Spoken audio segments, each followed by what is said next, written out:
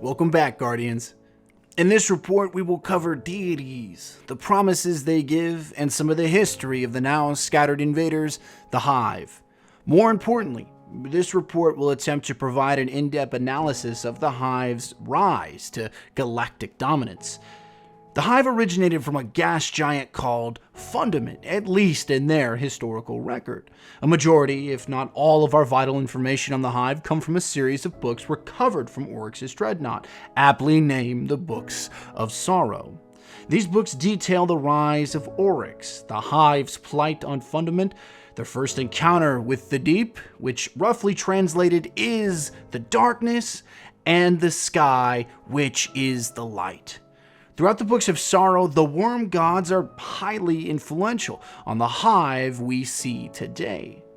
The worm gods are in no particular order: Aka, Ir, Zol, and Yul. They're all worshipped and respected in the Hive's religious structure, as all foot soldiers, to wizards, to knights pay tithes directly to these worms. But the worms are tied to the Hive in more than just religious ceremony. They are not just gods that are prayed to and respected.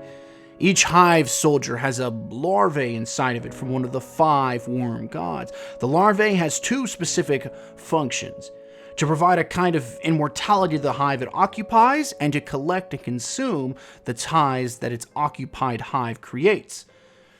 To the Hive, tithes are forms of religious currency that are accumulated through conquest, supremacy, and genocide. In the Hive pantheon, killing and extermination are not just simple murder to advance their species' universal dominance. It's a divine path to exaltation. These Hive and their larvae share a symbolic relationship, but only to an extent. The larvae will provide the Hive it occupies with a continual power source. The grander or larger the tithe, the more powerful that Hive can become. But this also strains the relationship it has with the larvae. The parasite will never be satisfied with mediocre results. Fail to bring in a tithe grander or more intricate than the last, and the larvae will begin to consume the host. A deadly, but ultimately effective relationship. It's a quality indicator into why the Hive that Guardians have faced fight so tenaciously. Their lives are always being bargained. Imagine, if only for a moment, living your life as a Guardian like this. Your ghost constantly requiring more grandiose deeds of heroism and servitude than the last. There would be no peace, no respite, no time to mourn the lost. There would only be war. But how did this relationship between worm and Hive come to be? Thanks to the recovered Books of Sorrow discovered by Guardians during their continual raids on Oryx's Dreadnought, we understand just how dangerous this question is. The Hive homeworld of Fundament was an inhospitable wasteland of strife and unassailable death. Tragedy and short lifespan waited around every outcropping of land, under each towering wave, beneath every storm cloud. To say that life was uneasy for the proto-Hive would have been an understatement of colossal proportion. The proto-Hive didn't live, they didn't even survive. Their continued existence was impossible on Fundament. Not only was the gas giant against him, their clans of other proto-Hive that they constantly warred with. And Fundament was home to an uncountable amount of species, all equally hostile. But for the proto-Hive, there was a ray of hope, a singular shard of chance that would guide them on a billion-year conquest. And it all started with 3 daughters and the mad Osmium King. On Fundament, the proto-Hive evolved to suffer incredibly short lifespans. Most likely this was to allow for constant progression against the natural and changing dangers Fundament contained. But when a proto-Hive lived well past the natural lifespan, symptoms associated with dementia and insanity would afflict the bearer, causing horrific, if not fatal, visions. One such proto-Hive to suffer from a bout of madness was the Osmium King, father to the 3 daughters, Zero, Sathona, and Arash. His vision was that of prophecy. A god wave or grand tidal wave called the Ziggy would come to annihilate all on Fundament, and there was no chance for salvation. To add to their woes, the three daughters would be betrayed by their teacher, the sterile mother, Tawix, who believed the current heirs apparent all too weak to rule. Tawix would invite a rival kingdom, the Helium Drinkers, to annihilate the Osmium court and install Tawix as the ruling regent in alliance with the Helium Drinkers. Fortunately, or unfortunately, depending on which side of history you lie, the three daughters would escape betrayal and begin their path to Fundament's core in hopes of finding their new salvation. But all these events seem almost fictional, don't they? As if a hand was guiding the three sisters towards the deep, towards Fundament's core where the worm gods lie. During the Osmium King's reign, Sathona would find a dead, or presumably dead, worm larvae washed upon the shores of their kingdom. Now, Sathona would claim that this worm spoke to her, but Zero and Arash heard nothing but the ramblings of an insane sister. Is it possible that this worm had a hand in all the events that pushed the sisters to the deep? Or perhaps that is only mere conjecture. As the three sisters journeyed to the core on the salvaged vessel named the Needle, they would encounter their first and only chance to join the light. They would meet the Leviathan, the gatekeeper of the worm gods and disciple of the Traveler. The Leviathan told them that they had a chance for two paths, the path of life and the path of death.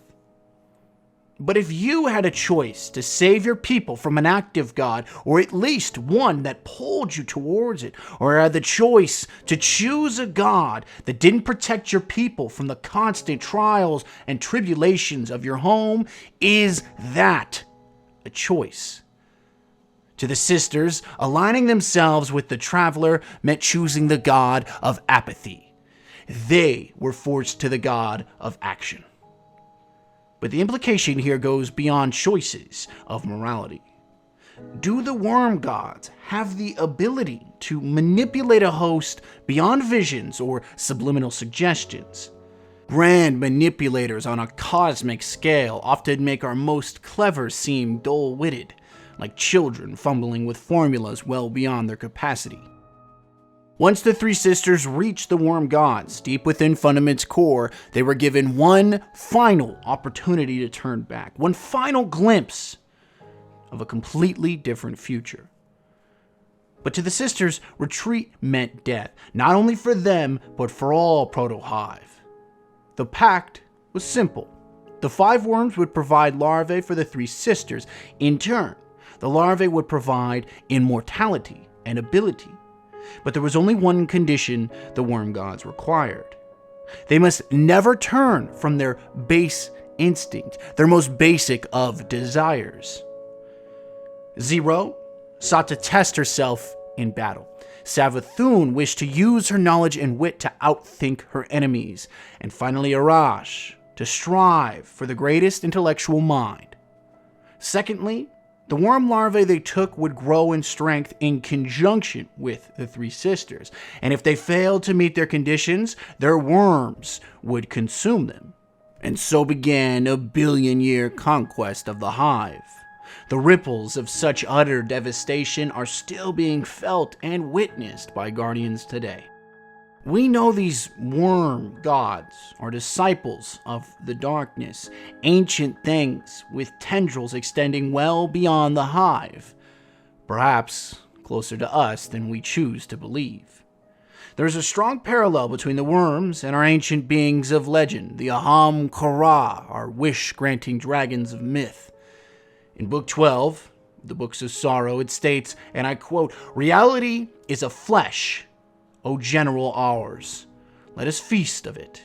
In Book 5 it states, "It's dead, but it still speaks to me." It says, "Listen closely, O vengeance mine." There have been reports of Guardians hearing the same whispers in the back of their mind, echoes of dead things that speak in cryptic phrases, tempting the wielder to dig just a little deeper, fight a little harder, murder a little more. all for the promise of infinite possibility. But that is one interpretation, and I implore you to seek out your own, for these worm gods remain. Haka may be gone, sacrificed by Arash to achieve audience with the darkness, but four still scheme, hoping for another chance to turn a good people pressed up against a wall into genocidal abominations. Remain cautious, Guardians. The further you wish to consume knowledge, the closer you edge to the abyss. O Seeker mine. Hey everyone, Wally here. I just wanted to let you know that it is my current goal to bring this channel back. But to do that, I'm going to need to be shooting for at least 2 Destiny lore videos a week, so that's what I'm going to be doing.